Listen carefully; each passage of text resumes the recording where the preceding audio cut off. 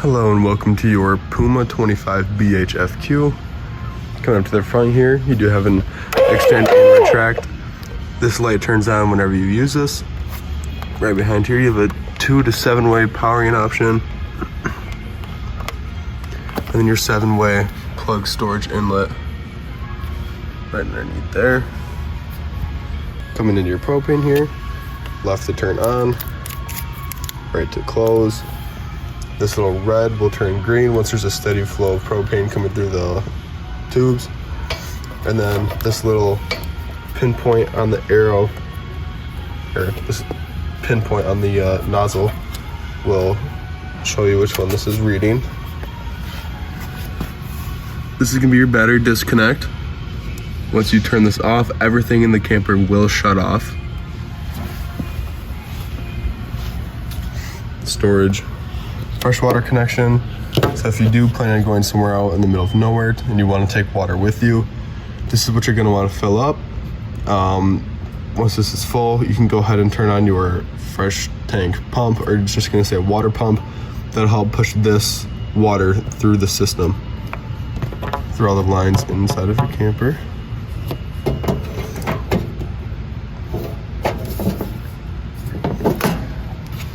Coming to your water heater here, you have an anode rod. So what this does is this goes in here with a 1 1/16 socket, and this takes all the beating instead of your water tank. So your water heater is obviously, there's gonna be hard water in there that's gonna wanna eat at your tank, but it'll eat and deteriorate your anode rod instead. So once you go ahead and tighten this down, you go inside, turn on the hot side of your faucet, it'll start sputtering. And all the sputtering is just pushing all the air completely out of your tank. And once you have a steady flow, go ahead and turn on the water heater switch inside, and this will start to warm up. In order to take your anode rod out, you pull the pressure release valve. You'll hear a hiss. That's all the pressure dying off. Go ahead, use your socket and take this out. Once this is out, your water is going to be coming out of that hole. And to make it go faster, you just pull on the pressure release. It'll start shooting out.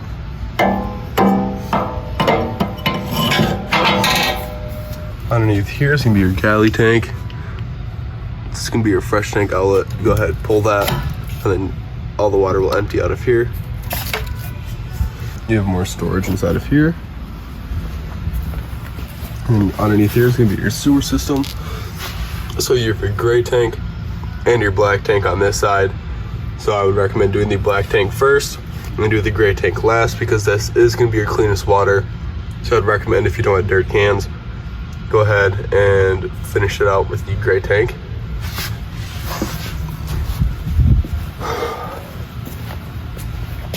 Coming over to your furnace exhaust, this does get very hot. So if there's any little kids or someone who doesn't know in the area, make sure to tell them that this is going to be very hot and to not touch this. If you have the TV outside, it's gonna be your cable and satellite hookup. Power cable, your city water connections. When you go to a campground and you're getting ready to hook up, you would put it right into here. I would recommend getting a water pressure regulator, because campgrounds are pushing for a lot of people, so there's gonna be a lot of pressure going through. I just don't want it to blow out your lines, so I'd recommend one of those. Is our backup camera ready? So if you do purchase a backup camera, you just pop that little plate off and go ahead and plug it in.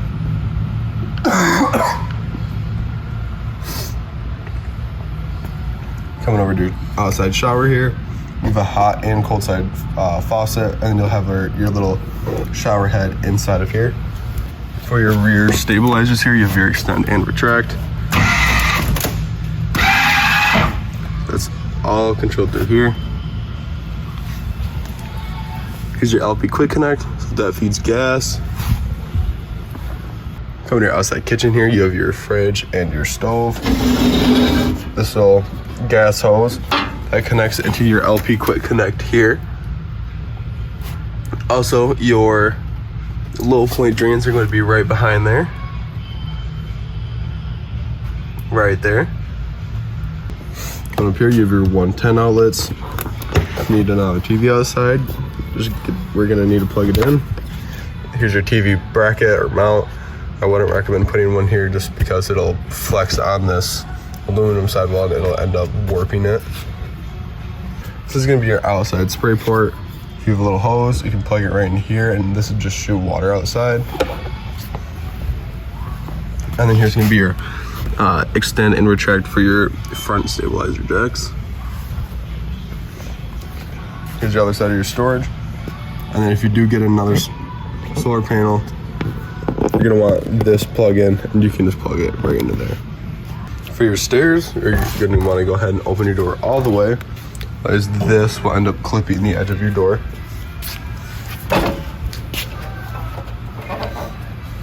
See how close that gets.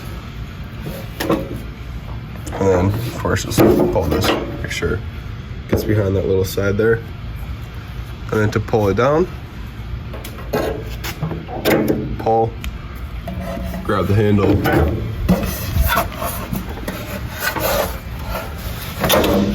and there you go. Along with your sewer system here, this is gonna be your black tank flush.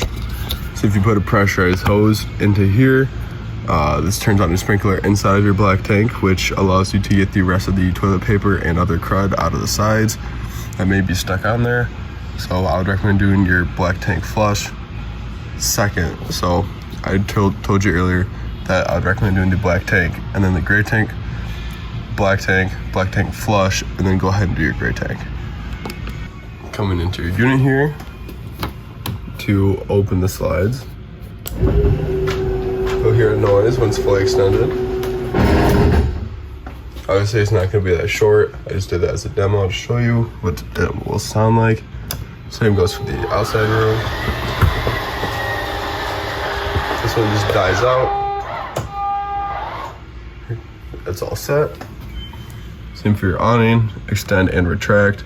This is gonna be your water pump. So when you do have that fresh tank full and you need to push it through your systems, go ahead and turn this on.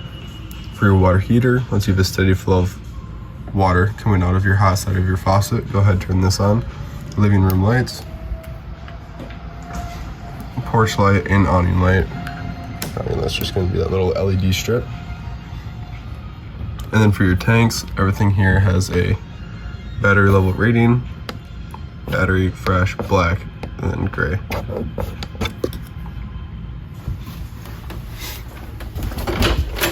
Coming over to your bathroom, which is gonna be your regular foot flush. You're gonna need toilet solution along with RV grade toilet paper. The toilet paper will help just break down so it doesn't get stuck in or clog your sewer system. That solution will end up helping break down solids and smells for you. Got your lights here. That's gonna be your fan. Let's get a light. This light runs just so you can see that at night.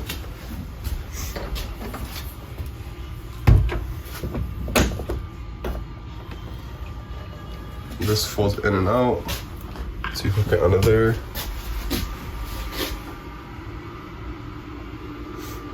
This room can fully open up. If you do want privacy and that door shut, go ahead and pull this. And you can go ahead and put it right into this slot here. And then open this door. There you go. Coming on the inside of this room. Go ahead and pull these little tabs here. This will go ahead and lay down. Now you have your bunk. Coming down in here, you have your breakers and your fuses. Everything's labeled just like a house. I would recommend bringing extra fuses just in case.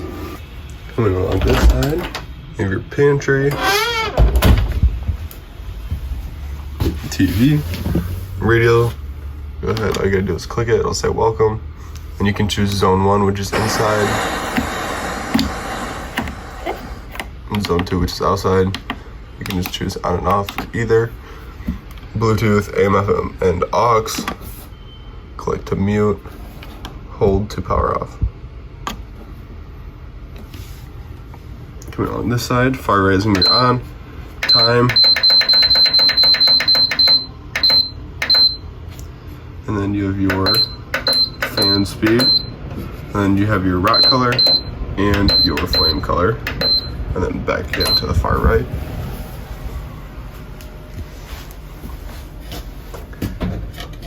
For your stove,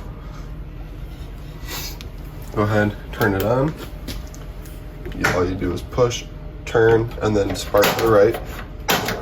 Never want to turn to the left because this will end up snapping, so always turn to the right. Same goes for all three, just push, twist, and then snap. For your oven, turn to the pilot symbol. You should soon start to see a little flame in the back. Once you see that flame, go ahead and turn to your desired temperature. Coming into your keys here. These purple ones are going to be for your main door, and these silver ones are going to be for your baggage doors outside. Sides little underglow. Come over to your thermostat. You have fan, cool, heat, and off. I'll show you there.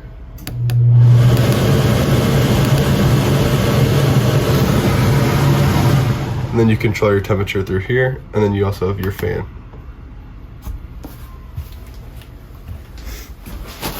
Into your bed. Have your extra storage underneath, along with the TV box. Yep. Your bed does lift up. Also go back down.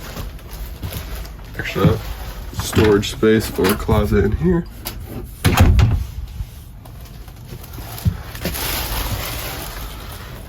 If you need to open it all the way, go ahead, sink that down. Now when you're traveling, it does not move. Again, just take it out and then you're good to go.